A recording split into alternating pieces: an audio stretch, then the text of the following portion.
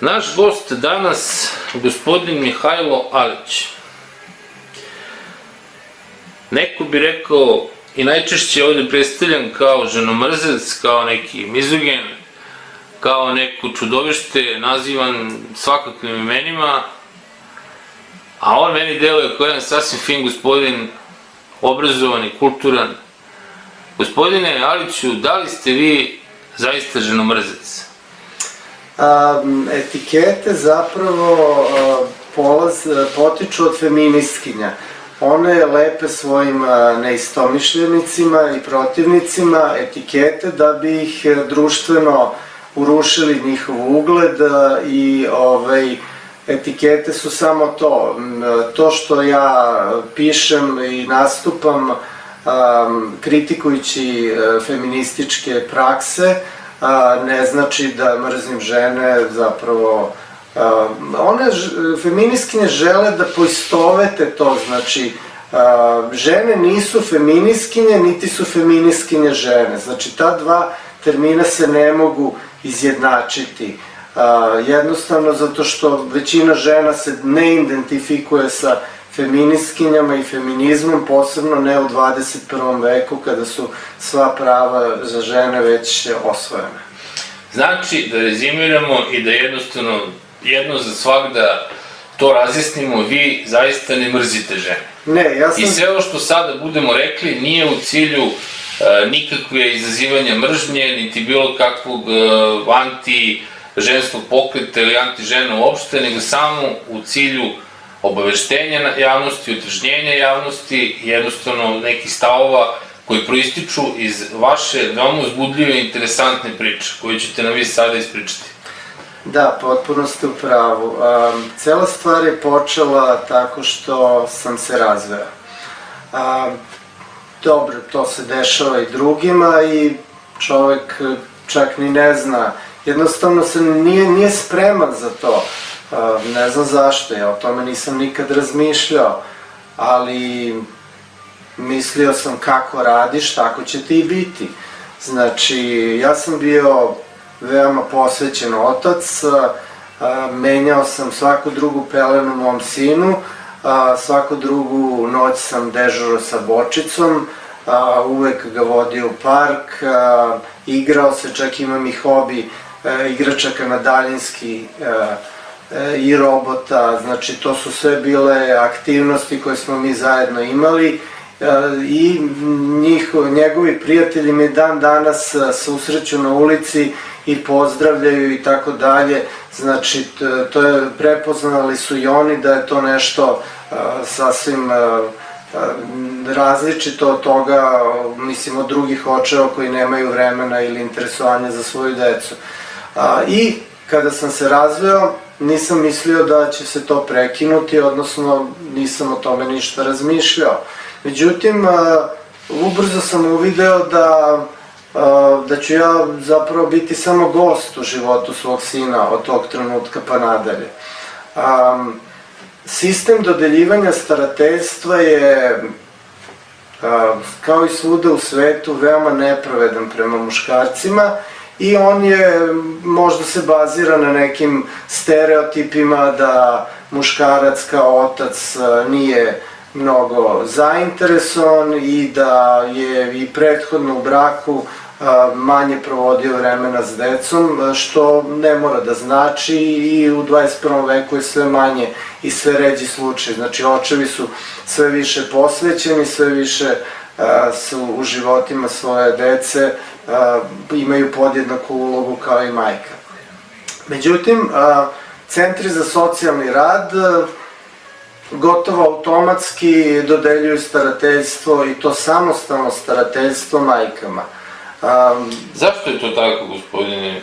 Pa ja sam prvo pomislio da je to stereotip, da oni to rade po nekoj navici i tako dalje, međutim kasnije sam uvideo da su oni pod jakim uticajem feminizma i to ne feminizma nekog onako kao teoretskog ili bilo kakvog, nego organizovanog radikalnog feminizma koji ulazi u Srbiju sa velikim donacijama od Fonda za otvoreno društvo Georgea Sorosa, a takođe je na institucionalnom nivou, odnosno na nivou države, podržan od strane Ujedinjenih nacija, Evropske unije i čak i NATO pakta. I sad pitanje je ko smo mi da se suprotstavimo tome i da kritikujemo i propitujemo te politike koje su međunarodne.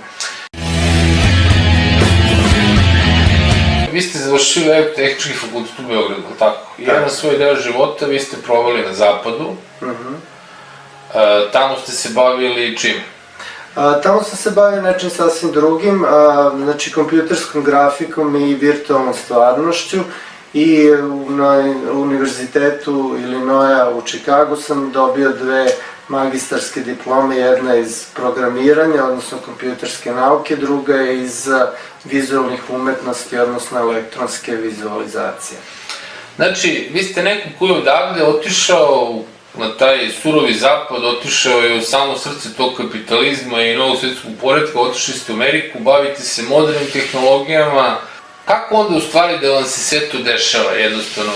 Po svim standardima i kriterijima vi ste bili vrlo prihvatljivi kao član ovog novog društva koje nastaje. A jednostavno sad vas proganjaju kao da ste, ne znam, došli pravo iz 16. veka. Tako, ja iako živim u krugu dvojke, rođen sam u Beogradu i moji preci imaju dugogodišnju, više stogodišnju tradiciju života u gradovima Srbije, nisam predstavnik građanskog, odnosno ne zastupam te građanerije i drugu Srbiju.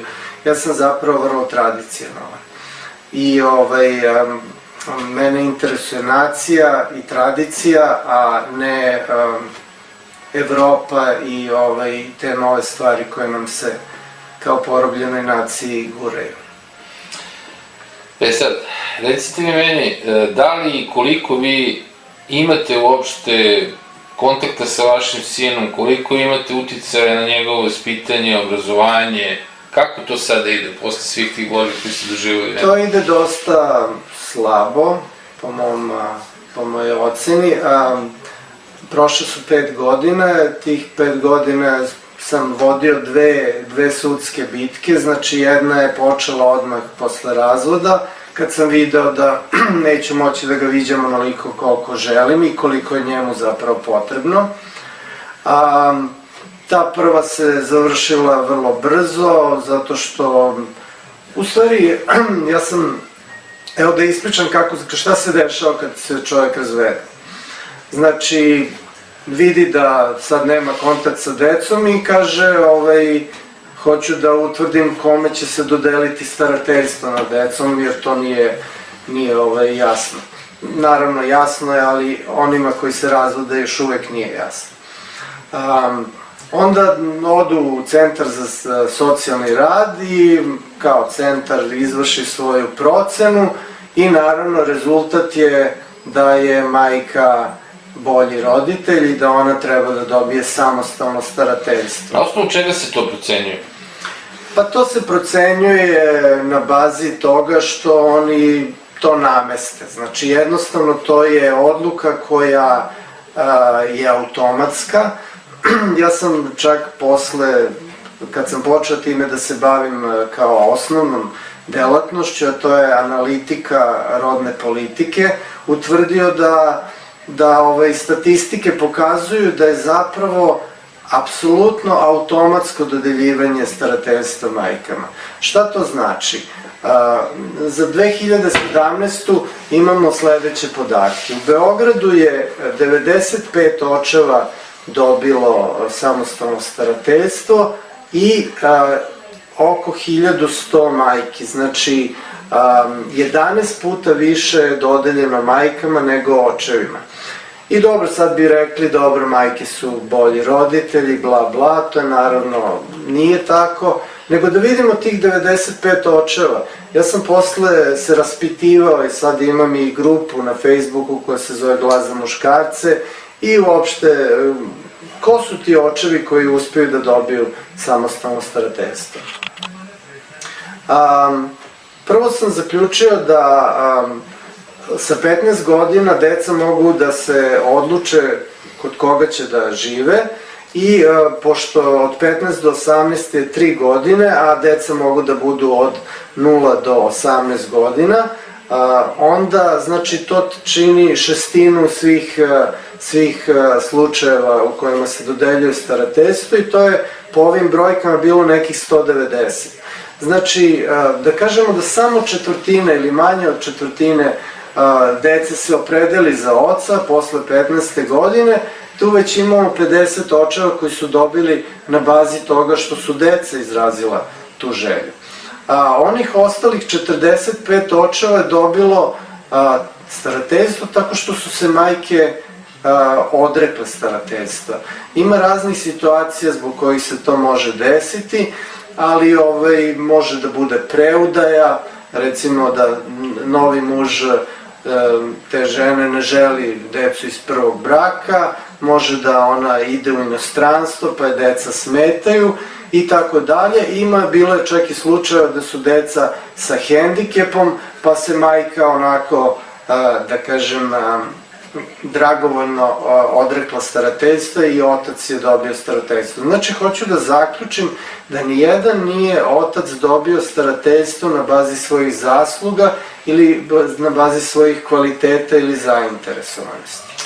Sad ja bih samo da dodam da sve ove podatke koje vi sad nama iznosite, vi iznosite sa jednog vrlo čvrstog stanovišta, jer vi ste osnivač udruženja za prava muškaraca, je li tako, prvog u Srbiji. Da. I samim tim bavili ste se istraživanjima, bavili ste se i postali ste rodni analitičar, je li tako?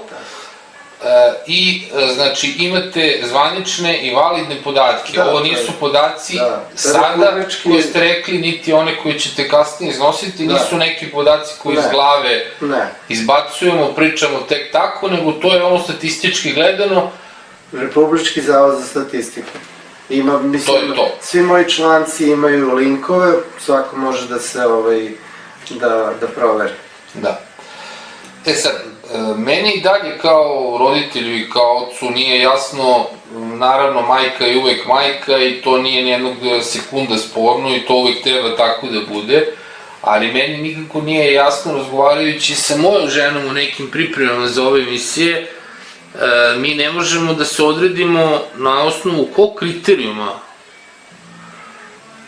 neko dođe i kaže, ne znam, pogodnije je da dete bude sa majkom, majka je u redu kad je dete malo, ali da li ima taj neki podatak, do koje godine se sigurno dete, da tako kažem, daje majci, a od koje godine to može da otac ima neku šansu da dobije starateljstvo? Ne, otac stvarno nema nikakvu šansu, samo ako se majka dobrovoljno odrekne. Starateljstvo ili u bolnici, ili u ludnici, ili u zatvoru i tako dalje i ovi ostali slučaje. Znači, ni ona varijanta bilo je kao, ne znam, do 8. ili 10. 12. godine procenjuje se šta je dobro za dete, pa dete po autentizmu ide majci, sada ni starija deca... Odlično pitanje, odlično, hvala ti na tome. Znači, nisam dovršio svoju priču. Da samo završim, znači kako je bilo u prvom tom sudskom ročištu, odnosno sudskom procesu.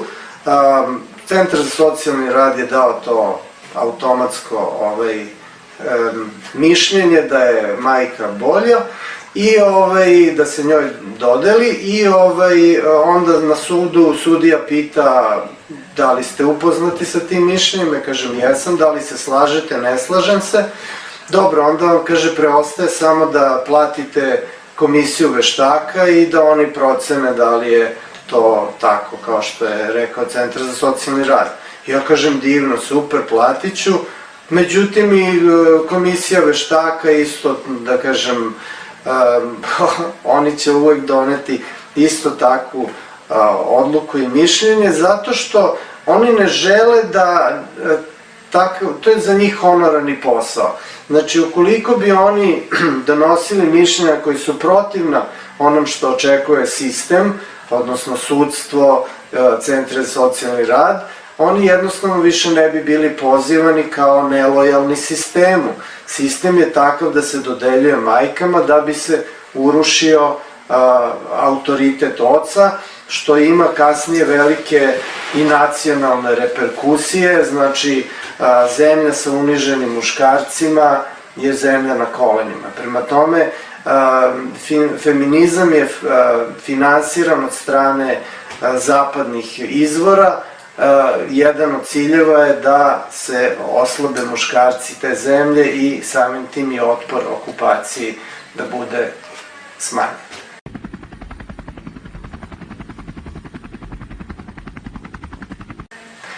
Dobro, znači taj prvi proces sam izgubio, onda smo par godina pokušavali tako po tom sudskom rešenju da idemo, naravno ni to nije išlo, ja sam, sve je bilo gore i gore, da kažem sa viđenjima mog sina i ja sam onda započeo, znači, novi sudski proces gde sam tražio da se ta prvobitna odluka promeni, znači da ja budem staratelj i naravno opet sam navodio moj angažman za vreme braka, koliko sam se angažovao i kakav sam inače čovek, otac i tako dalje.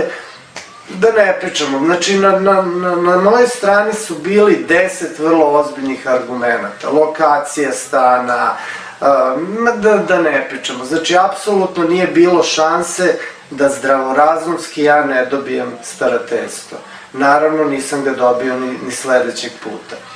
Znači, od sada pa nadalje svima preporučujem, nemojte se time baviti. Gubit ćete vreme, živce, očekivati da nešto možete da uradite, ništa ne možete da uradite. Plaćat ćete advokate, plaćat ćete da kažem, veštake, na kraju je, mislim, niko nije dobio takav spor. Kažite mi jednu stvar, to što sada pričate, sticam okolnosti, znam za jedan slučaj gde imamo majku koja živi jednim, slobodno možemo reći, nemoralnim životom. Živi u zajednici, u jednom malom prostoru, znači sa roditeljima, i gde dete objektivno nema promiskuitetna osoba koja menja puno partnera, često partnera, dete to viđe i tako dalje. I sa druge strane imamo oca koji se oženio, živi jedan miran, što vi kažete, situiran je na poziciji i tako dalje.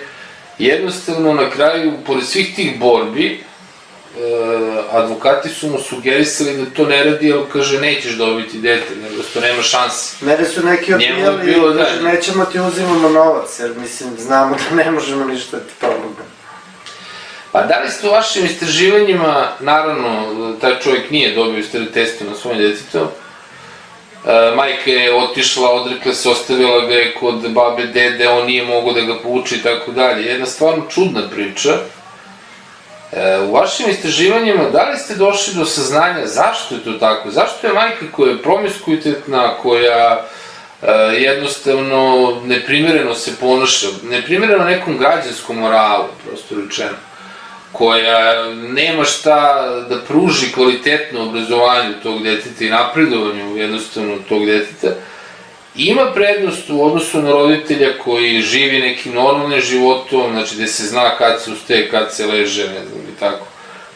Da li imate istraživanja, po kojoj to logici, zašto, kako se to... To je po logici da smo okupirana zemlja i da sve što nam dolazi od tih zemalja koje su nas bombardovali i okupirale je nešto što ne ide nama u korist. Znači, to su, da kažem, načini da se razbije porodica, da mladi postanu, mislim, da izgube svaki ideal, mislim, da jednostavno to je posledica okupacije. Vi ste spomenuli tu okupaciju, ali ono što mene zanima, vaše iskustvo iz Amerike, da li je tamo drugačije? Da li je moguće da je tako samo kod nas? I kod njih je veliki problem za očeve da dobiju starateljstvo, jer je feminizam uhvatio maha i tamo. Ali o čemu se tu zapravo radi, da veoma kratko i jasno objasnimo. Feminizam je samo jedno oružje elita. Elite su do sredine 20. veka imale za cilj da zemlja bude jaka time što će imati puno stanovnika. Znači, za proizvodnju, za ratovanje i za ekonomsku moć zemlje bilo je bitno da se ljudi množe, da porodica bude u fokusu i tako dalje. Setimo se, mislim, čak i nacizma. Porodica je bila glavna, žena je trebala da rađa što više, jer su im trebali vojnici, trebali su im radnici za... Znači vi hoćete da kažete da je princip rađanja što više dece nacistički princip? Ne, neću da kažem, ali hoću da kažem da u periodima obnove, znači i posle Drugog svetskog rata, isto je potencirana porodica.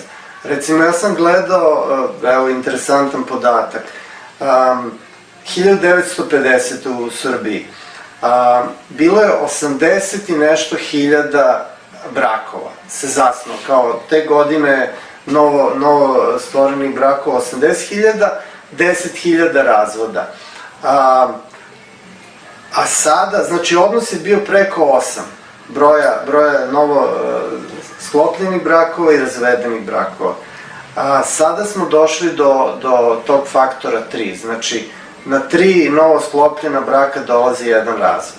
Znači, jednostavno ide se u drugi smer. Da završim sa svetskim elitama. Znači, kroz celu ljudsku istoriju zemlja je bila jaka onoliko koliko ima podanika koje može da stavi pod oružje ili da ih baci u proizvodnju za proizvodnju, oružje i ostalih stvari. Međutim, četvrta tehnološka revolucija, odnosno informativna i robotska revolucija je takva da jednostavno u budućnosti veoma bliskoj ljudi će biti višak. I svetske elite, da ne bi došlo do povećanja broja nezaposlenih koji će doći da im traže na kapije njihovih vila i da podignu revoluciju protiv bogatih, oni jednostavno svim mogućim sredstvima pokušavaju da smanje globalno, i zato je to prisutno i u Americi, bilo gde, da smanje broj novorođene dece. Hoćete da kažete da je to deo onih Georgia Plate, gde su oni u Georgiji, gde su onih 6 kamenih stubova, gde su stavili 10 zapovesti Novog svjetskog poretka. Tako je, zlatna milijarda ili kako god hoćete, u svakom slučaju novi svetski poredak, jer mislim, proizvodnja je automatizovana, više skoro ne treba radnike. Softver, mislim, pravi se veštačka inteligencija koja mnoge poslove zamenjuje, znači to više ni ne mogu da rade ljudi. Ko će da pregleda silne podatke i tako dalje, da radi to kad softver to može da uradi u trenutku. Mislim, mi imamo sad tako prepoznavanje fotografija da vi postavite nešto na Facebook što je protivno njihovim standardima, oni odmah blokiraju. Znači to ne ide, ne gledaju ljudi i kažu jeste, na ovoj fotografiji ima bradavica. Znači softver koji je veštačka inteligencija prepozna da li se radi o seksualnoj aktivnosti, da li se radi o golotinji i odmah blokira takvu objavu. Znači vi hoćete da kažete da je radikalni feminizam koji je u stvari stoji iza svega ovoga i svih problema koje vi ste imali i koje mnogi ljudi danas u Srbiji doživljavaju, da je on produkt jednostavno ili oružje, ne produkt, pardon, nego oružje novog svetskog poretka u depopulaciji planete. A da su mi sada samo jednostavno kolateralna šteta, kao što nam se već zadnjih 100 i 15-20 godina događa. Potpuno tačno. Da prosto tu smo gde smo pa nas malo potkrče. To je pozadina. Sad recite mi, da li je zaista Srbija feministička država?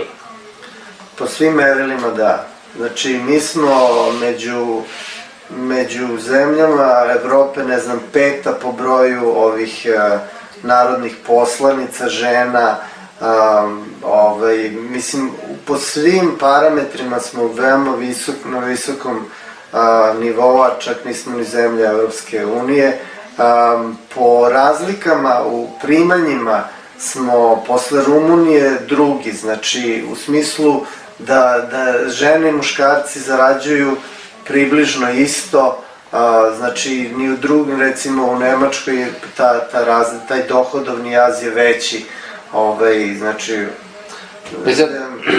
Vi imate, ako sam ja dobro pripremajući se malo za ovaj razgovor i čitajući vaše članke, vi imate određene agende kojima, ili neka pravila, kako da kažem, kojima savjetujete muškarce kako da se ponašaju, kako da jednostavno probaju da umanje štetnost toga što može da im se desi, odnosno što može da proistekne iz braka, veze i tako dalje.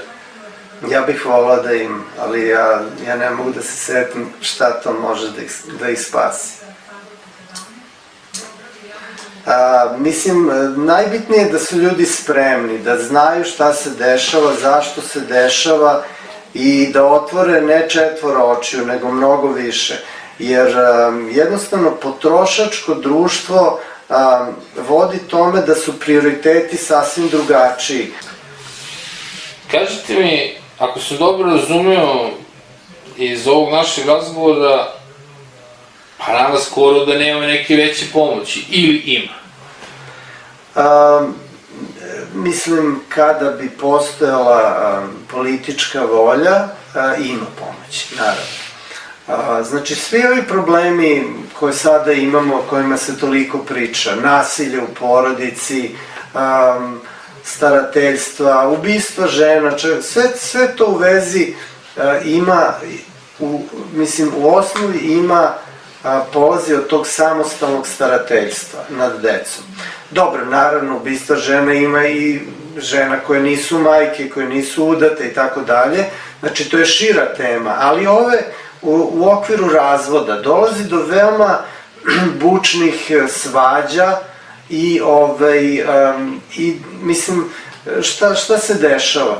Žene koriste da je sistem na njihovoj strani i onda znaju da mogu muškarce da optuže i za nasilje u porodici, upornije očeve koji nastavljaju da traže svoja prava, oni čak optuže i za seksualnu zloupotrebu dece, tako da oni ispadnu da su pedofili. Znači, očevi mogu da teško nagrajišu u tim procesima razvoda i naravno sve to traje dugo vremena, te optužbe, povlačenje po sudovima, plaćanje advokata, gubljenje društvenog ugleda, to na mnogi ljude može da utiče veoma ozbiljno do te mere da posegnu za poslednjim, da kažem, poslednjim oružjem, a to je da reše to ili samoubistvom ili ubistvom. Da li je tačno da se od kako je krenula ta stravična antinacionalna, da tako kažem, politika, da se povećao broj samoubistava i da se pogotovo povećao broj samoubistava muškaraca vezano za te slučajeve? Pa to nisam utvrdio, ali u svakom slučaju je logično da čovek koji je izložen dugotrajnom, dugogodišnjem povlačenju po sudovima, finansijskom iscrpljivanju, bilo za advokate, bilo za alimentaciju, bilo za kiriju za stana koji je bio isteran iz onog zajedničkog stana, znači dovodi čoveka, muškarca, na rub provalije gde on više ne vidi izlaz ni svrhu života i onda neki tu agresiju i bezciljnost okreću ka sebi u vidu samoubistva, a neki okreću ka osobi za koju veruju da im je to sve prouzrokovala i ubijaju tu ženu. Naravno, ubistva mogu da budu i iz drugih razloga, znači... A recite mi, puno se priča ovih dana i godina upravo o tim ubistvima, muž ubio ženu, maltretirao porodicu, ne znam, uradio ovo, uradio ono.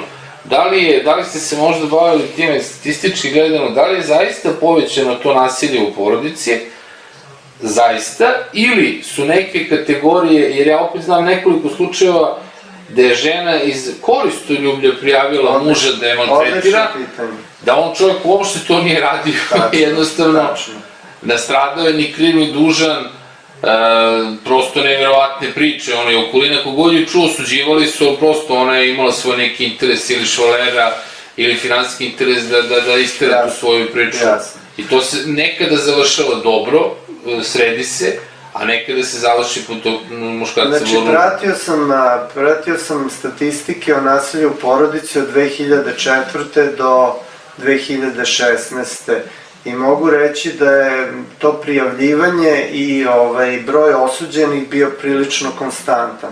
Znači, 2004. možda imamo nekih 1000 prijava i 700 osuđenih, to malo raste onda na nekih 2000 i tu sve do 2016. broj osuđenih se ne povećava. Međutim, kako se priprema taj zakon o sprečavanju nasilja u porodici, žene su preko centara za socijalni rad kojima zapravo rukovodi feministička nevladina organizacija Autonomni ženski centar koji im non stop drži neke seminare o nasilju u porodici. Znači, došlo je do povećanog broja prijava, međutim broj osuđenih se ne povećava. Međutim, sa dolaskom tog, odnosno početkom primene tog novog zakona od juna 2017.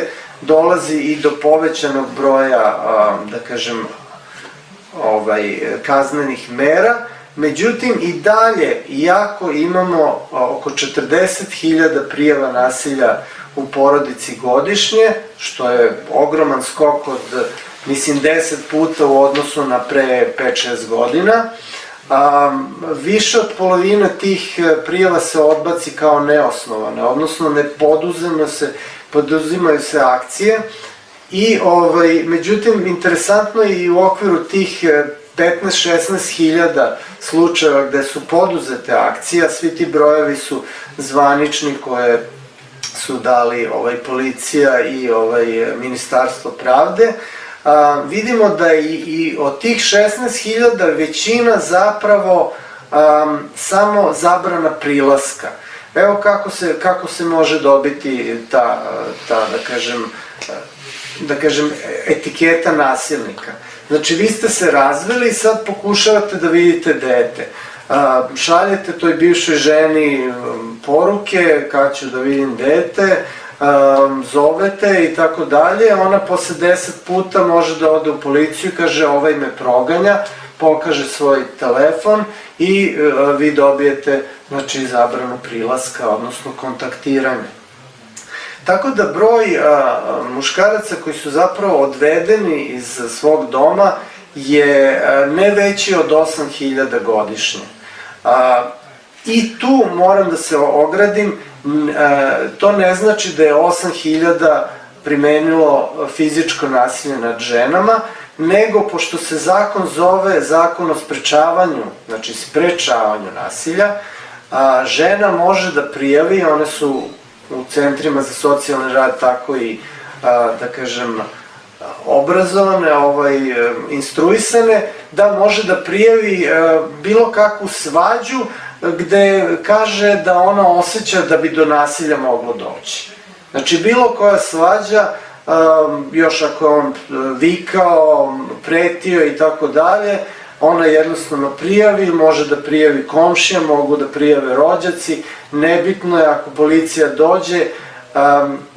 Bio sam na jednoj tribini u opštini Stari Grad i tu jedan visoki predstavnik policije, koji je inače žena, je rekla, mi kada dođemo imamo jedan, da kažem, upitnik koji ima 20 kriterijuma. Naravno, i taj upitnik je razvio Autonomni ženski centar i od svih tih 20 kriterijuma najvažniji presudan je da li je žena osetila strah i da li misli da će do nasilja doći kad policija ode. Ako ona tako kaže, a mnogi su instruisane da tako kažu, nezavisno da li su osetili strah, jednostavno tog čoveka će odvesti, on će dobiti epitet etiketu nasilnika, biće zadržan 48 sati, onda će dobiti 30 dana nemogućnost da pristupi, odnosno da ode kući po košulju, da se presvuče ili bilo šta drugo i tako dalje, onda cela mašinerija kreće. Prema vašem saznanju, ono što dok to pričate, meni se nameće kao pitanje da li to znači hipotetički da recimo iz nekretnine koja je vaša, vi ste kupili pre braka ili dobro nasledili, nebitno, hipotetički žena može potpuno legalno da vas istera i da vam zabrani pristup nečemu što je vaše, recimo, po rođenju ili šta je. Tako je, ona ne može da postane vlasnik toga. Ali korisnik. Ali korisnik, da. I to može da se odugovlači godinama i onda, naravno da ljudima pukne film, znači otela si mi dete, otela si mi imovinu, društveni ugled i tako dalje i tako dalje. I kažem, ovo je zakon koji je pisan da ne spreči nasilje, nego da ga prouzrokuje. Znači, definitivno prouzrokuje pravu lavinu i povećanje broja razvoda, jer mislim posle 30 dana kad se vratite tu više nema nikakvog bračnog života, tu mora da sledi razvod. Naravno posle ta borba oko dece i imovine, naravno ta borba oko dece je potpuno iluzorna jer se ne može dobiti. I jednostavno ona rađa mnogo nasilja. Samostalno starateljstvo, moram da kažem, je izvor mnogo nasilja. I uopšte nije dobro ni za koga. Znači nije dobro ni za majku jer je ona preopterećena, znači sve obaveze su pale na jednog roditelja. Druga stvar, nije dobro za dete jer onda on samo ima jedan model, jednu podršku, jedan način vaspitavanja, nema figuru oca i tako dalje. Mnogo bolji, mislim, stvari koje su odavno izmislili ljudi, to je zajedničko starateljstvo. To je rešenje za smanjenje nasilja u porodici. Pokazano je da je za decu mnogo bolje rešenje. Šta je zapravo to zajedničko starateljstvo? Pa to znači podeljeno vreme između dva roditelja. Znači, nedelju dana bude kod jednog roditelja, nedelju dana kod drugog ili mesec dana kod jednog, mesec kod drugog. Čak postoji mogućnost da preko radnih dana kad ide u školu bude kod onog roditelja koji je bliži školi, a da sve vikende provodi kod onog drugog, što je opet, znači, vremenski podjednako biva i sa jednim i sa drugim roditeljima. A da li je to, kako da kažem, izvodljivo kod nas? Jer ja moram da priznam sad da to pričate, ne mogu da se setim da znam neki slučaj gde se to tako odigralo. Pa nije se odigralo zato što to samo teoretski postoji u zakonu, ali se ne primenjuje jer onda nema alimentacije. Moramo da budemo realni. Žene traže decu i samostalno starateljstvo. Jedan od razloga je i alimentacija. Jer ja sam vršio proračune sa nekom standardnom alimentacijom od 100 evra i dečijim dodatkom minimalnim od 3000. Žena treba samo da doda još 5000 ili 6, ne znam, i da sve potrebe deteta budu zadovoljene. Otac dobija maksimalno 1/4 vremena sa detetom, dok majka dobija 3/4 tim samostalnim starateljstvom, i to samo pod uslovom da se to sudsko rešenje izvršava. U mnogim slučajevima dete je bolesno na dan kad treba da bude sa ocem ili ima da uči i tako dalje, termini se preskaču, tako da je to maksimalno što otac može dobiti, a u mnogim praktičnim slučajevima nije uopšte ni to ispunjeno. Znači, otac dobija jako malo vremena sa detetom, a finansijski on finansira bar 3/4 njegovih potreba. Znači, jednostavno, to je jedna neravnopravnost koja mislim peče sve očeve, osim one koji nisu zainteresovani, ima i takvih, da ne budemo preoštri, ima očeva koji su napustili svoju decu, napravili novu porodicu i ne brinu se, ne interesuju, ali većina očeva jeste zainteresovana i po mom proračunu 2/3 svih razvedenih očeva bi želelo da provodi više vreme sa decom nego što sada može. E sad, ja moram da postavim jedno problematično pitanje. Da li ste možda, na početku ste rekli ja sam delio vreme sa suprugom pola i tako dalje i tako dalje. Da li je to greška?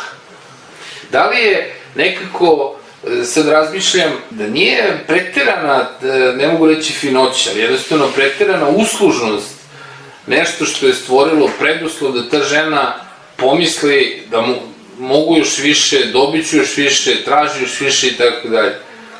Pa ima toga. Ja sam posle jako dugog niza godina da sam živeo i bio na ovoj planeti, moram da zaključim da sam napravio neki redosled ženskih potreba. I shvatio sam da postoje alfa muškarci i beta muškarci. To nije moja podela, to je podela iz literature. Ali žene su alfa i beta isto tako. Da, ali hoću da kažem sledeće. Postoje alfa muškarci koji imaju više žena, mogu da ih sve drže pod kontrolom, dominiraju, moram da kažem, seksualno zadovoljavaju te žene na jedan kvalitetan način kako one očekuju i verovatno i finansijski, i onda žena će da oprosti muškarcu i uvredu, i prevaru, neverstvo i čak i neki šamar, ako je on alfa muškarac i on nju zadovoljava. Vi ste sada izneli jednu vrlo opasnu tezu, a to je da jednostavno ispada da u stvari razvode se i da te probleme imaju samo šonje. Ne šonje, ali oni koji ne mogu seksualno da dominiraju svojim ženama. Ali onda pada u vodu... I to je većina muškaraca, da se razumem. Slažem se s vama, moje neko istraživanje interna i sa nekim drugaricama mene je lično zapanjilo, pošto je meni ta tema dominacije i subdominacije jako interesantna tema. Mene je jako zapanjilo broj frustriranih žena u Srbiji, a mi važimo za još uvijek neku mačo naciju. U stvari ispostavilo se da po mojim nekim istraživanjima to nije baš pretirano pohvalno za ovu naciju. Očekivanja žene su počela da postaju nerealne. Mediji i uopšte taj potrošački mentalitet je takav da ništa nije dovoljno dobro. A recite mi, Mihajlo, da li su žene nerealne ili su muškarci podlegli jednostavno nekom trendu da moraju, podigli su se kriterijumi koje oni smatraju da moraju da dostignu? Pa, mislim, to je jedno vezano sa drugim. Hoću da kažem ovako, mislim, problem braka i svake veze je sledeći. Muškarac ima mnogo manje zahteva i očekivanja od veze. Ako pogledate ovako, šta vezuje žene i muškarce? Neki žele porodicu, neki žele ljubav, znači zavisi, ali imamo taj element seksa, imamo element novca. I muškarci imaju veoma jednostavna očekivanja, oni su zadovoljni sa bilo kojim seksom, dok žene traže vrhunski seks, da dugo traje, da je i tako dalje. Znači imaju mnogo veća tu očekivanja, plus još imaju očekivanja u finansijskoj zoni gde oni očekuju da muškarac ili ih potpuno izdržava i njih i decu, ili da sufinansira, da je njihova plata samo džeparac, a muškarac plaća većinu ostalih troškova. Babo, daj babo glav. načeli su mnoge teme. Neko će razumeti ovako, neko će onako. Kažite mi, da li su samo, da sad ovi momci koji slušaju ovako imamo problem dosta neoženjenih momaka, dosta neudetih devojaka, pa dobro, nije tako strašno u tom braku, ima i lepih strana, nisu sve žene veštice, ima i dobrih žena i nekako da kažemo normalno i pristojno vaspitani žene. Ali da li je problem samo muškaraca u braku ili muškarci treba da se plaše i van braka? Odnosno, izvinite, ne da se plaše, nego jednostavno da budu oprezni i van braka, nije pošto se plaše, ne, to ne slučajno. Feminističke politike i kampanje nisu ostavile na miru ni ove koji su van braka. Znači, problem očeva je najveći posle razvoda i o tome smo detaljno pričali, ali nijedan muškarac zapravo nije na sigurnom. Znači, ja sam razvio neku tabelu koja kaže da postoje recimo 4 situacije u kojem se muškarac od puberteta do smrti može naći. Znači, prva je da nije u vezi sa devojkom, druga je da je u vezi sa devojkom, treća je da je u braku i četvrta da se razveo. I sad šta se može desiti muškarcima u te 4 situacije i koje optužbe, uglavnom lažne, mogu da ih zadese. Videli smo na nasilju u porodici da je broj prijava desetostruko veći nego broj nasilnika. Jer feministička metodologija aktiviranja nekog problema ili kampanje se bazira na tome da se prošire definicije nekih dela krivičnih koje su ljudima grozna i koje su nasilna i tako dalje. Znači, većina ljudi misli da zna šta je silovanje. Međutim, u novoj definiciji silovanja to što vi znate je samo jedan deo. Šta je zapravo silovanje po novoj definiciji? Po novoj definiciji silovanje može da bude i u braku. Znači, čovjek ne bi pomislio da i oženjeni muškarci mogu da budu, da kažem, optuženi za silovanje. Kao prvo, znači, element fizičke prinude je potpuno ukinut. Znači, vi uopšte ne morate da fizički prinudite ženu na seks da bi to bilo silovanje. Drugo, ona uopšte ne mora da reaguje ili da se brani. Znači, feministkinje su već dale opravdanje, žena može da se ukoči od straha i da ne reaguje i prema tome vi nećete iz njene reakcije znati da li je ona protiv seksa ili za seks. Pa dobro, ali ako se ona ukočila, to je kao da vodite ljubav sa daskom, to stvarno trebate biti ili previše napaljeni ili previše devijanti da bi se to mogli raditi, ako nemate taj feedback od žene. To je meni uvijek bilo interesantno.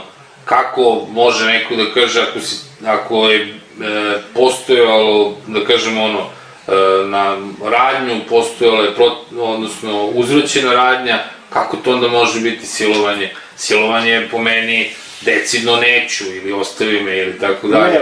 Ne, više se ne traži da žena decidno kaže. Znači ona može da jednostavno bude učesnik u odnosu i da posle kaže ti sam silovao. Tako je, to je najopasnije, da ona može ujutru da promeni mišljenje. Znači, dobre, sad digresija poznavajući žene, one zaista lako i često menje mišljenje. To je opasnost koja zaista svima lebdi nad glavom. Jeste, ali nismo pomenuli druge načine, znači ovo je, da kažem, još i za očekivati. Međutim, bila je, znači, visoka predstavnica Autonomnog ženskog centra koja je na emisiji kod Jovane ili ne znam, nekoj poznatoj jutarnjoj emisiji objašnjavala kako je proširena definicija silovanja i šta će sve sada biti silovanje. potrebno je da je muškarac dobio nedvosmislenu odobrenje i saglasnost od žene. I to ne samo za seks, nego i za svaku pojedinačnu seksualnu radnju. Što znači, ako si dobio odobrenje i saglasnost za misionarsku pozu, ne znači da si dobio odobrenje za seks na 4 noge. Ili ako si dobio za vaginalni, ne znači da si dobio za oralni seks. Prema tome, kako bi to izgledalo u praksi? Muškarac i žena koji odluče da imaju seks, oni moraju da uključe svoje mobilne telefone i da izdiktiraju u njih snime koji je datum, koliko je sati i da kažu pristajem na seks sa tim i tim koji će obuhvatati to i to. Mislim, to stvarno... To malo gubi se volja jednostavno, spontanost. Ne, ali ako nemate takav dokaz, ujutru ona može da kaže da se osjeća da je bila silovana.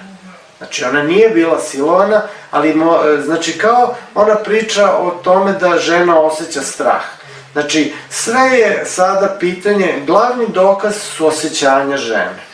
Sad, ajde da to okrenemo, ako se desi situacija da meni nije do toga, a žena to traži, ili imam ja pravo da tužim za silovanje i kakve su posledice toga? Posledice su nikakve, svi bi ti se smejali i odbacili bi tu prijavu kao neosnovanu, jer zna se da muškarac uvek želi seks, prema tome ti kao muškarac ne možeš da prijaviš silovanje, a takođe ne možeš ni da prijaviš nasilje u porodici. Bio sam jedno jutro do 3 ujutru na četu sa čovekom koji je imao fizički obračun sa ženom, sa bivšom suprugom, koja je došla po decu nakon njegovog vikenda. I došlo je tu do nekog gušanja, odnosno ona ga je noktima, da kažem, izgrebala po licu ili rukama, ne znam više. Uglavnom, on je celu noć proveo idući od policijske stanice do SUP-a u 29. novembra. Na kraju niko nije hteo da primi prijavu nasilja u porodici. Znači, to što se kaže da je 90% prijava su žene prijavile muškarce, a samo 10% muškarci žene, nije stvarna situacija kada bi se prijavljivalo i svo nasilje žena, a tu se podrazumeva i psihološko i emotivno i manipulisanje seksom i tako dalje. Ali ne samo seksu, nego seksualnošću generalno. Da, na to sam mislio, da. Recite mi, da li imate podatak, malo biste rekli, podrazumeva se da muškarci uvijek u sekse. Ili ja nisam muškarac, ili sam ja neki izrod.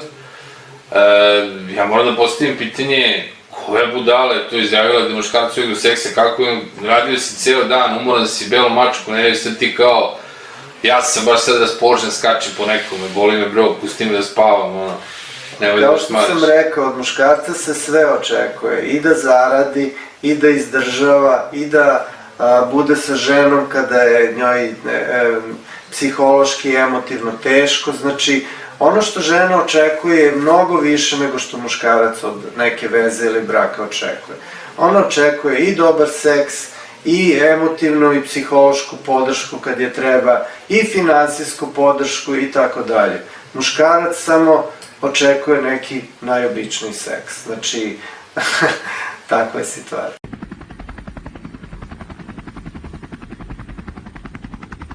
A šta ćemo sa odbijanjem, sa tom manipulacijom, seksualnošću? Ženama je sve dozvoljeno. Pod seksualnim uznemiravanjem se, po novim definicijama i proširenim, podrazumeva i kada vi šaljete poljupce nekoj devojci ili je zovete maco, lutku ili bilo kako, to je već seksualno uznemiravanje, dok ona može da se obuče kako god želi provokativno i ponaša provokativno, ali vi ne možete da tvrdite da je to seksualno uznemiravanje, odnosno da je tužite za to. Znači, žena koja, ženska osoba zapravo koja može da vam dođe na posao ili koleginica ili ona može da bude i u nekom maksimalnom miniću i u nekim vremenim pantalonicama i ono što mi volimo da kažemo da se tu savija pri tom i tako dalje, a ti jednostavno moraš da ćutiš i trpiš sve i ne možeš da se žališ da si ugrožen, zato što bi to bilo smešno, ja vidio ovo se tu širi ispred tebe, a ti se žališ. Da, tako je. Da li je to modus ili je zapravo modus da ti kada odeš, ono što ste malo pre rekli, odeš da se žališ, da ti neko kaže da je ono kao nećemo, da to je prosto, ne postoji način da mi gonimo tvoju koleginicu, ženu, nebitno, evo, neka bude žena u ovom slučaju. Pa mislim, jednostavno feminizam je uveo da da je ženama sve dozvoljeno i da one nemaju nikakvu odgovornost, a pokušava da muškarcima sve više i više stvari zabrani, jer to i jeste, one motivišu žene da budu seksualne i da budu napadačice i kaguarke i šta znam, ali muškarca za bilo koju aktivnost, recimo uzmimo Francusku i Kanadu i još par zemalja gde se ne kriminalizuju prostitutke, nego se kriminalizuju korisnici usluga, odnosno muškarci. Znači, prostitutka neće imati nikakvu kaznu, dok će muškarac morati da plati kaznu. Mislim, to je okrenuto je sve protiv muškaraca. Da završimo ovo sa silovanjem, nisam opisao još neke stvari koje su veoma benigne, a mogu da završe veoma loše po muškarca. Znači, po proširenoj definiciji silovanja koja nam dolazi sa zapada, čak i jedno alkoholno piće onemogućava ženu da da izričitu saglasnost za seks. Znači, sedite sa vašom ženom, imate neku romantičnu večer, popili ste po čašu vina, bilo kod kuće, bilo u restoranu, vi teoretski ne smete da imate seks sa njom te večeri, jer ako se ona ujutru predomisli, ona može da kaže da pod dejstvom alkohola nije mogla da da saglasnost i da ste vi to pogrešno razumeli i da je to bilo silovanje. Takođe, ako imate seks bez kondoma, to je isto silovanje. Znači, hoću da kažem, beskonačno se proširuju te definicije da bi što veći broj muškaraca upao u tu mrežu i bilo kažnjavan i počeo da se plaši žena. To je suština. A kažite mi, gde su tu, kad je recimo veza u pitanju ili mlad brak ili se... Ja pokušavam da se stavim u ulogu da moja devojka ili žena ili šta god, jednostavno moje dete koje smo zajedno napravili, da tako kažemo, ona odluči da abortira ili da jednostavno ne želi da ga ima i... To je odlično pitanje. Gde je tu muško pravo? To je mene, u pripremama, meni to bilo jako interesantno i u razgovorima sa nekim ljudima, meni to bilo jako interesantno. Obično se feministkinje kao, pa žena je tako i rađa. Ma dobro, super, sreću, ti rađaš, ali ne možeš da rodiš ako neko seme, neko ne poseje u tebe, ili ako hoćeš nestaju i ne oplodite jednostavno. Znači nije, na kraju krajeva, medicina je tu neumoljiva i meni je nejasno zašto se u svim tim pričama ne spominje ono što je egzaktno. Kakva je to glupost u tome, da je žena u tom slučaju dominantnija i da on ima pravo kad ona daje samo polovinu genetskog materijala? Znači, nisam to izmislio ja, ne Žika Pernic, to je nešto što je normalna stvar. Svako dete, zato sam ja i protiv kloniranja i bilo kakvog protiv prirodnog bluda, je pola majke, pola oca, sa svim onom što nosi genetika, a ne 80 ili 90% majke, 10% otac. Hajde neka ona rodi to dete ako ju muškarac ne napravi. Tu smo načeli dve teme veoma interesantne. Odgovor na tvoje pitanje je da muškarci nemaju nikakva reproduktivna prava, jer oni ne odlučuju ni da li će žena zatrudneti, a kada zatrudni ne odlučuju da li će abortirati ili roditi. To je sve po feminističkoj dogmi pravo žene, isključivo pravo žene. Koje je naše pravo onda? Mi nemamo nikakva prava, mi smo obespravljeni. Dobro, majko, možemo i nešto da uradimo. Možemo, kada se promeni svetski sistem i kada prestane da depopulacija bude cilj cele priče, onda tek tada. Dobro, a da li možemo, obzirom da ste vi u nekoliko navrata spomenuli da je seks jedan od problema u braku, da li možemo onda da kažemo nešto što sam čuo od više žena sa kojima sam se razgovarao na tu temu? Muškarac može uvek ako žena ume. Znači, u vezi, nije muškarac taj, a nama se to stalno nameće da su mi ti koji ne ispunjavaju obaveze ili bilo šta, nego je žena ta koja ne ume da ti stimuliše, jednostavno da ti uradiš to što treba ili da dostigneš odgovarajuću temperaturu ili elevaciju ili što god. To je samo trećina odgovora. To je samo trećina odgovora. Znači, u trećini slučajeva su žene krive što, da kažem, ne uspevaju da motivišu muškarca. Druga trećina odgovora je da muškarac posle određenog vremena počinje da gubi interes za jednu ženu i razvije interes za neku drugu. A treće je da sa godinama potencija, odnosno testosteron, opada i muškarci više nisu potentni kao što su bili. Sve to može da vodi...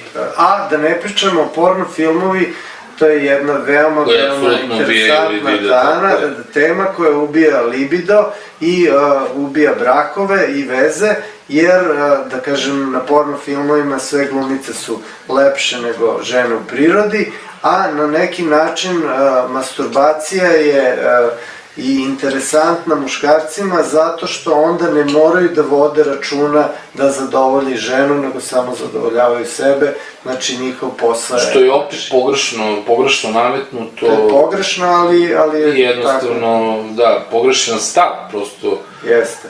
Ali ne slažem se sa ovim što ste rekli, 3 kategorije, samo jedna digresija. Ja sam sa mojom ženom 20 i skoro još malo pa 30 godina u braku, i jednostavno ona je meni privlačna i sada, isto kao što je bila i pre 20 i nešto, skoro 30 godina.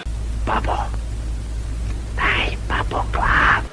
Da, pričali smo o reproduktivnim pravima. Da li si čitao moj članak da ja dajem rešenje koje je malo futurističko, a to je da o abortusu moraju da odlučuju i muškarac i žena. I da ukoliko žena kaže mene ne interesuje dete, on može da kaže mene interesuje, rodi ga za mene, ja ću ti platiti i uzet ću dete i više nećeš imati s tim nikakvih problema. To što vi spominjete postoji u šerijetskom pravu jedan pitanje, to je... Feminizam je nastavak komunizma, marksizma. To mi je izrasto iz marksizma. To je ista... Da, radikalni feminizam, odnos radikalni feminizam i marksizam. Ne, i ova Rosa Luxemburg i Clara Zetkin su bile komunistkinje i feministkinje. Mislim, to je prepisani marksizam. Marksizam kaže da postoje izrabljivači, to su kapitalisti, i izrabljeni, to je radnička klasa. Feminizam je to prepisao, naravno. Znači, sad su izrabljene žene, a izrabljivači su muškarci, a ceo sistem se ne zove kapitalizam, nego se zove patrijarhat. A u oba slučaja, oni kojima se nudila zaštita su u stvari prevareni i dobili su mnogo manje prava nego što su imali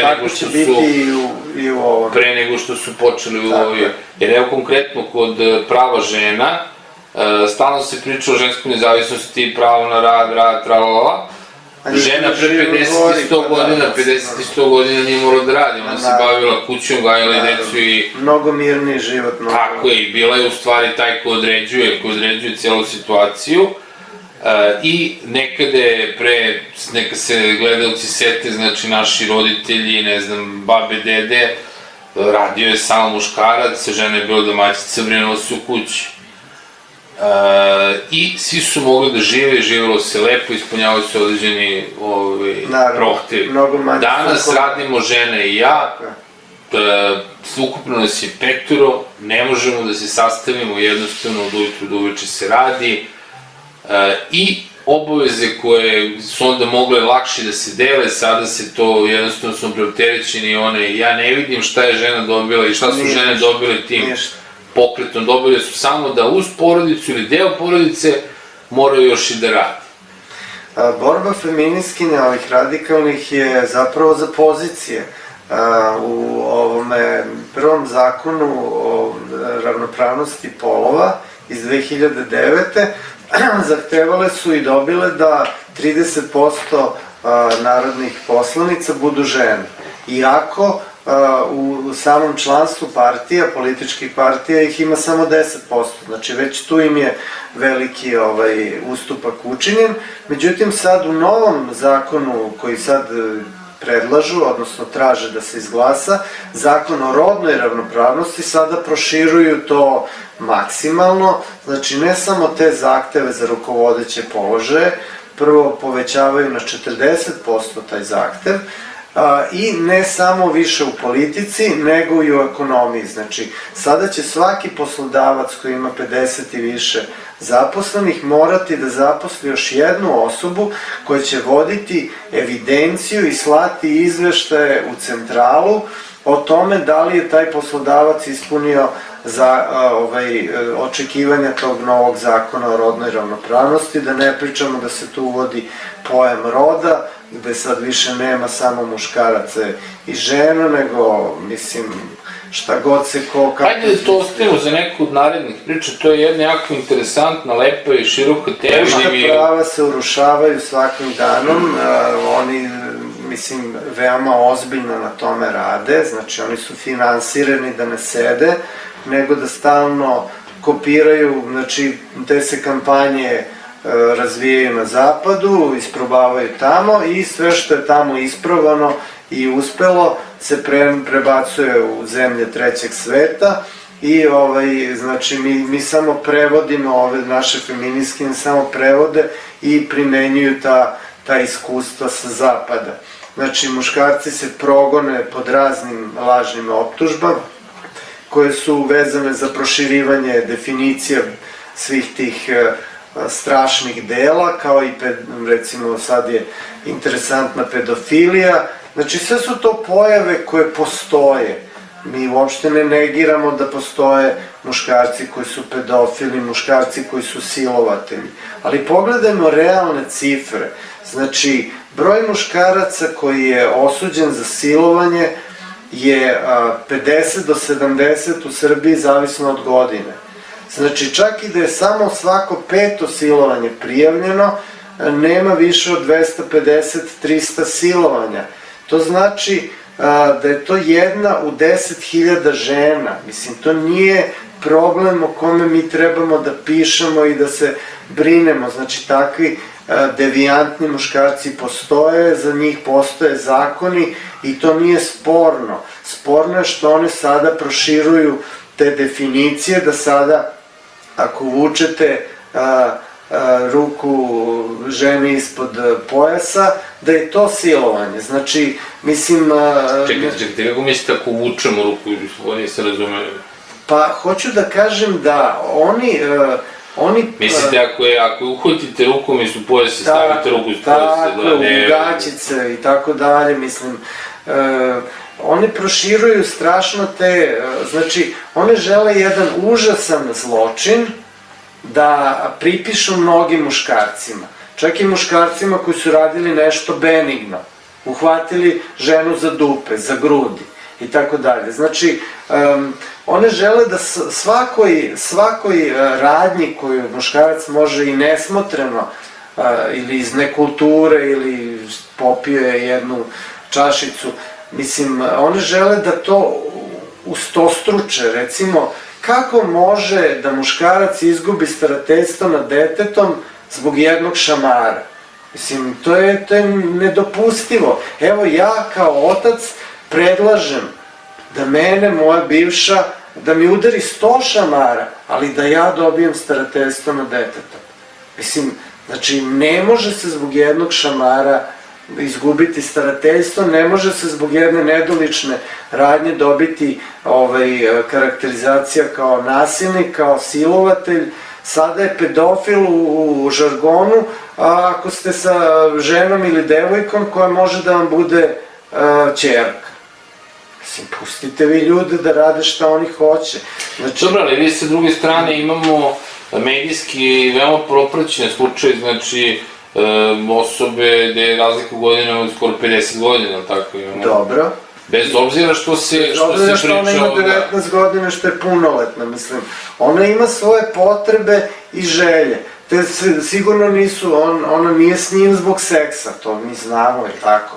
Ali možda je devojka rasla bez oca, pa je treba neki stari muškarac kao to. Možda je siromašna, znači može da je to obezbedi. Šta mi imamo protiv toga što je ona svoje prioritete i svoje potrebe stavila ispred i jednostavno odlučila tako.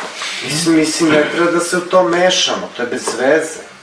Dobro, ali zar sve to ne popada pod onu, kako da kažem, agendu ili strategiju koju je Noam Chomsky ne tako davno izneo kao vid manipulacije ljudima, znači da se postiče glupost, da se postiče neznanje, da se postiče jednostavno stvaranje osjećaja krivice, znači to što vi kažete, s tim što ja moram da kad ste spomenuli malo pre, ne znam, uhvati neko za dube, to je primereno ako je u vidu muvanja, osvajanja, kako da kažem, ali naravno nije primereno ići ulicom i hvatiti ljude za dube. Ja ne kažem da je bilo što od toga primereno, ali taj čovjek nije silovatelj, mislim, moramo da razgraničimo, ne smemo da povećava... Da, naravno, ako je stalno na tome da je on uhvatio i nije otišao dalje, ako je upozoren, to nije silovanje, to je prosto ono što žena kaže, moraš da probaš da bi dobio. Ja sam to čuo od već velikog broja žena, jednostavno prosto nećeš dobiti ako ne pitaš. A danas je i to... Zabranjeno.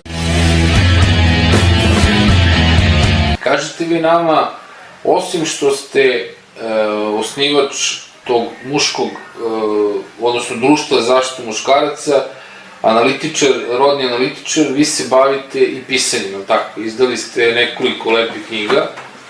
Jel možete samo za kraj u kratkim crtama da nam kažete nešto o tome? Da, znači sva moja istraživanja završavaju kao članci koji se objavljuju i onda posle otprilike jednom godišnje ja ih skupim i objavim kao knjigu. Znači izdao sam 2 knjige interesantnih naziva, Dnevnik osvešćenog muškarca je jedna, a ova nova, ovogodišnja, Muškarci pod opsadom. Ovo je veći deo priče današnje je upravo iz prve knjige, je li tako? Pa ima iz prve, ima iz druge, u svakom slučaju, znači knjige možete da nabavite, ali možete te članke da pročitate i na našem sajtu. Mi ćemo ovde napisati adresu gde gledaoci mogu da nabave vaše knjige, ali ono što je kurizitet i što je meni jako interesantno, vaša knjiga koja je bila u Delfi i Lagunjim prodavnicama je povučena iz prodaje. A to se ne događa često. Nisam proverio da li je povučena knjiga ili je samo... Nema vas jednostavno, ja se na pretraživaču gledam, tamo ne postojite kao pojam. Ali bila je jedna feministička kampanja protiv mene i onda su kao sad ćemo ti nešto uraditi i verovatno su našli neku vezu u Delfima i sa njihovog web sajta je skinuta. Nisam otišao u knjižaru, u SKC-u da proverim da li je knjiga... Znači, vi ste sada zabranjeni autor, zapravo, na jedan izvestan način. Tako da su mi oni u stvari učinili uslugu. Postali ste disident. Postao sam mučenik, da. I žene, odnosno te, nazovi žene, vas kandiduju jednog dana da dobijete ulicu u svom rodnom gradu.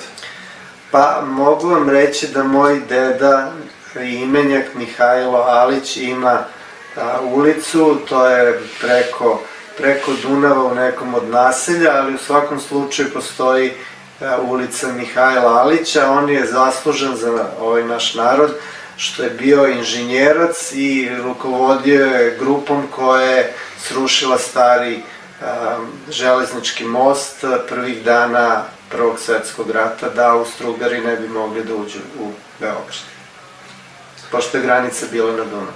Znači, deda vam se stajao na grudobran ove zemlje Tako je. i vi u staroj dobroj tradiciji nastavljate se boriti za ovaj narod i za opstanak zapravo ovoga naroda. Tako je.